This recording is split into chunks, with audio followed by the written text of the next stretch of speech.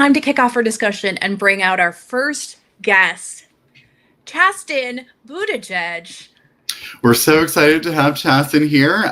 Chasten grew up in northern Michigan. He's a teacher, advocate, and husband of 2020 presidential candidate and current U.S. Transportation Secretary, Pete Buttigieg, of course. Chasten currently lives with Pete, their two children, Gus and Penelope, and their rescue dog, Buddy, in Traverse City, Michigan. His memoir, I Have Something to Tell You, was a New York Times bestseller in both the adult and young adult editions. Chasten, thank you so much for being here. Thanks. What an official introduction. Thank you. Are you okay with that? I'm a Michigan girl myself, so I'm thrilled to see it. Oh, fantastic. Whereabouts? I grew up right outside of Detroit. Okay. Alrighty. Well, greetings from chilly up north. Thank you. So Project 2025 would unravel the ACA. I know that's an issue that's close to home for you. Yeah. Can you share your thoughts about what that would mean for millions of Americans who would be otherwise uninsured? Yeah, I'm so glad you brought that up. You know, I have been on the campaign trail excessively, and in these last few days, I've been telling folks that this really is a campaign of the heart right now. If we were out there campaigning on the facts, I think we would have scooped up a lot more votes. But right now, with the folks who are undecided, I have been asking them to tell stories from the heart. And many of the stories that I tell have to do with the ACA. My mom was diagnosed with cancer when I was in high school, pre-ACA. My parents struggled, one, getting kicked off insurance companies because they would discover that my mom had cancer. She had a pre-existing condition. And two, just affording chemotherapy drugs and treatments that she relied on. And, you know, we grew up in the middle class up here in northern Michigan, and my folks run a small business, and it was really hard for them to make those decisions to buy prescription drugs or to put food on the table. I would watch as my mom would count, you know, singles in her purse and send them to me, send them with me to school for lunch money, and she'd apologize that maybe it might not be enough. The lunch lady at school was very sweet enough to kind of let me run in the red a little bit. And those were real decisions being made by families like ours, so whether or not we could afford healthcare or not. And of course, I tell the story of our son when Gus was diagnosed with RSV and when he was on a ventilator in a children's hospital. Thank goodness we had good healthcare. So the only thing we had to worry about when our son was fighting for his life is whether or not he'd get better. I think every American is under no illusion that healthcare in this country could use a lot of work, but at least folks like Kamala Harris are trying to defend it and expand it, while Donald Trump says his healthcare plan is concepts of a plan. So I think many families in this country are grateful for the ACA. Of course, there's still work to be done, but the ACA has saved families and saved lives, including those in my own family. So, you know, another issue, Chasten, that I imagine hits home for you as a parent and also a career educator. There's plenty in Project 2025 that has to do with education, from dismantling the DEA, the Head Start program, federal civil rights protections for LGBTQ students. So I did take your pick. What would you like to talk about? Education.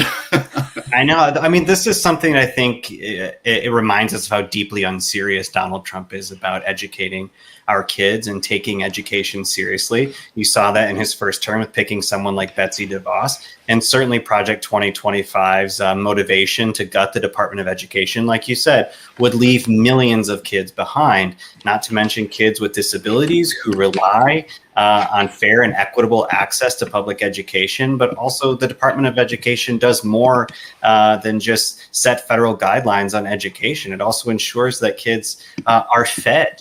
You know, when I was teaching in Chicago public schools, I was very familiar with students coming to school who didn't have breakfast, who relied on us for lunch, and the sort of wraparound services that kids get at school. Certainly, if any family out there has a child with an IEP, you know what it would feel like to be kicked to the curb and be told you're on your own. And that's essentially what Donald Trump and Project 2025 is saying. We're not going to make sure that everyone has equal access. We're not going to make sure that students with disabilities have equal access and a fair shot in our education system in this country. Why would we care if you're hungry coming to school? Why would we care about keeping teachers and kids safe? And so, yes, as a teacher, this is the one that gets me a little hot under the collar because it's so vital and important that we take care of our kids, but we do right by them.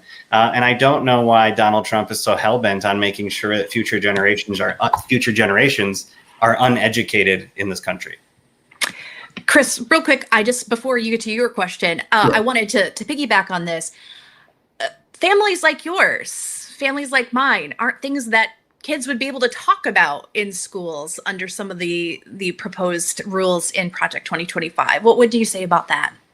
Yeah, I mean, again, I think right now in this final stretch, focusing on things like Project 2025 is really important to remind folks of the very real reality that concepts like this have for families like ours, for communities like ours. I'm grateful that there are leaders who go to Washington that are running for president right now who are focused on solving real issues for families, making sure that our parents can afford their prescription drugs, making sure that our kids are educated properly and appropriately in this country. Where in Michigan, especially, we're very proud of fixing the damn roads and doing right.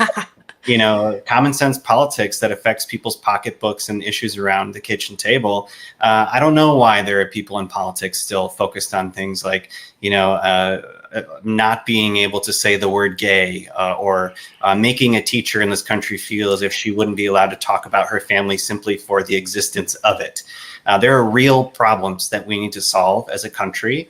And again, I think Project 2025 is what you see from a political party that has lost its mooring, that has no idea what it is, and is going to focus on hatred and division and scare tactics in an effort to win over people. But, I choose a politics of hope and inclusion and progress. So I'm very, very, I'm glad that we're having this conversation so we can remind folks of what we're up against. And I'm very proud to be campaigning for a candidate who gets it, who takes these things seriously. Well, I think that's a perfect segue into my question, which is, I'd love to hear any color or details that you're interested in sharing about conversations about Project 2025 that you've had on the campaign trail, and specifically whether you think voters are making a connection between this, 900-page policy document and Donald Trump, the candidate. Yeah, I mean, you don't see former Kamala staffers working on it, so sure. You have to ask yourself, if you feel like you have no influence in the policy arena and you feel like you have nothing to do with it, then why is it all your people who are working on it? And then why are those people who are working on it bragging about you liking it? So I don't believe it, and I don't think voters are believing it as well. I have campaigned all around this country this year. Last week I was in the Upper Peninsula, Dana, as you're familiar, in pretty red areas of our state, and folks are focused on things that are going to affect their very real personal lives. We're talking about the right to join a union. We're talking about keeping our kids safe at school, the ability to afford prescription health care, whether or not a president is going to take gun violence seriously in this country, whether a president is going to take climate change seriously. And anytime Project 2025 comes up, I think we're all familiar with who the real author is here, and that would be Donald Trump. Go ahead, Chris. Oh, sorry. I was just going to remark that, I of course am not campaigning for Kamala Harris, but I've done a little bit of traveling this summer. I was in Milwaukee for the RNC and in Chicago for the DNC. And I was just struck by the number of people who are not involved in politics, folks that I'd be talking with, whether it was a server or an Uber driver, who would independently bring up Project 2025. It was very interesting to see that, how much it's connecting with people. Yeah. Yeah, I don't think people, I don't think people are under any, illusions here. And certainly the things that I'm hearing on the campaign trail are about the issues that affect our everyday lives. And then when you hear about something like Project 2025, I think people are sort of grossed out by it and shocked by it. I think it's, one of the biggest scandals of this election cycle. I'm totally going to steal this from my husband, but he says the biggest scandal they have going on right now is, not the sex scandal, although he's got that. It's not crimes, but he's got that. It's that they went out there and actually wrote their policies down. And then when people read that, they realize that Democrats have been with them on the issues, and that Project 2025 is deeply removed from where the majority of American people are. Mm-hmm. Well, Chasten, thank you so much for joining us today. We so appreciate you taking the time. Obviously, a very busy time for you. Yes. So thank you so much. Thanks. And wish you a good next 2 weeks. Thanks very much. Thanks for having me. Have a good one. Likewise. Thanks, Chasten. Yeah.